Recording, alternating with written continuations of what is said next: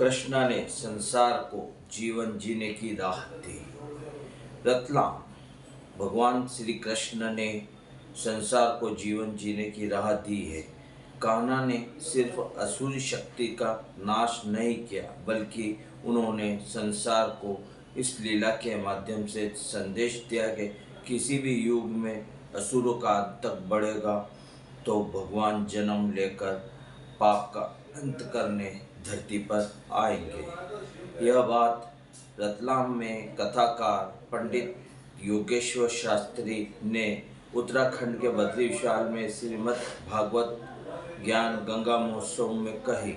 पंडित शास्त्री की ओर से कथा का आयोजन 2 जुलाई तक किया जाएगा। इस दौरान बड़ी संख्या में रतलाम से भक्त कथा श्रवण कर धर्म लाभ ले रहे हैं। पंडित शास्त्री ने आगे कथा के माध्यम से बताया कि कान्हा के माखन खाकर सर्वनिर्मित और स्वदेशी को बढ़ावा दिया। इन्होंने स्वदेशी को बढ़ावा देने का संदेश दिया था। कलयुग में इस बात को समझना होगा कि अंतर्राष्ट्रीय कंपनी के डिब्बा बंद भोजन, जंक फूड स्वास्थ्य के साथ खिलवाड़ करने का कारक बन रहे। इस दौरान कान्हा के गोकुल से वृंदावन विहार का वर्णन भी किया गया। कान्हा की लीला देखने भगवान शिव का आने का वृतांत सुनकर सबको मंत्र मुग्ध कर दिया गया। महादेव के स्वांग रचे कलाकार का नारद मुनि के साथ कान्हा की बात लीलाओं का कलाकार सजीव चित्रण कर रहे हैं। इन्हें देखकर भक्त आनंद ले रहे हैं। भजन की स्वर लहरों के बीच भक्तों ने नृत्य किया। आयोजन में रतलाम, इंदौर, उज्जैन, देवास, गोपालगंज, बसोदा, उड़ई, बामोर, मंदसौर, नीमच, ग्वालियर, दतिया, गुना, बीकानेर आदि से भक्त शामिल हुए।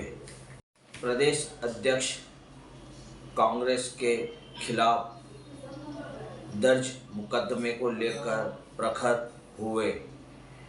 रतलाम अशोकनगर में प्रदेश अध्यक्ष जीतू पटवारी के खिलाफ पिछले दिनों दर्ज हुई एफआईआर को लेकर कांग्रेस नेता मुखर हो रहे हैं। शहर कांग्रेस ने प्रेस कॉन्फ्रेंस को लेकर बताया और एफआईआर दर्ज करने की निंदा की गई है। कांग्रेस नेताओं ने चेतावनी दी कि इसे वापस नहीं लिया गया तो आंदोलन किया जाएगा। प्रेस कॉन्फ्रेंस में शहर कांग्रेस अध्यक्ष महेंद्र कटारिया, कांग्रेस नेता पारस सकलेचा, निगम में नेता प्रतिपक्ष शांतिलाल वर्मा, यास्मीन शेरानी, बसंत पंड्या, शेरेंद्र सिंह अठाना मौजूद रहे। कांग्रेस नेताओं ने कहा कि यह भाजपा की तानाशाही और विपक्ष को कुचलने की साजिश बताया। साजिश को उजागर करने के बाद नेताओं ने पीड़ितों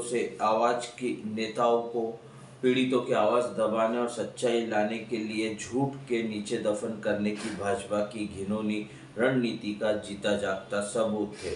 भाजपा और मोहन यादव सरकार का यह कृत्य लोकतंत्र पर काला धब्बा है।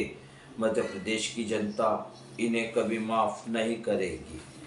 बताते हैं कि अशोकनगर जिले के मुंड्रा बरवा गांव के गजराज लोधी और रघुराज लोधी ने गत 10 जून को आरोप लगाया कि स्थानीय सरपंच के पति और उसके साथियों ने उनकी बाइक छीन ली और उनके साथ मारपीट की।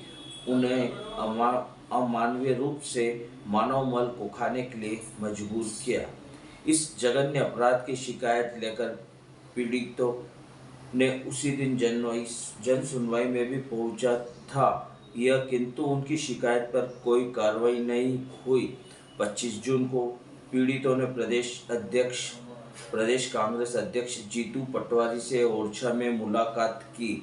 यह स्पष्ट करता है कि पीड़ितों ने स्वतः अपनी शिकायत पहले कलेक्टर और फिर मीडिया के सामने उठाया था। पटवारी के कहने पर उन्होंने कोई आरोप नहीं लगाया। 26 जून को पीड़ित कलेक्टर को शपथ पत्र सौंपकर अपने बयान से पलट गए और दावा किया कि उन्होंने पटवारी के कहने पर झूठे आरोप लगाए थे।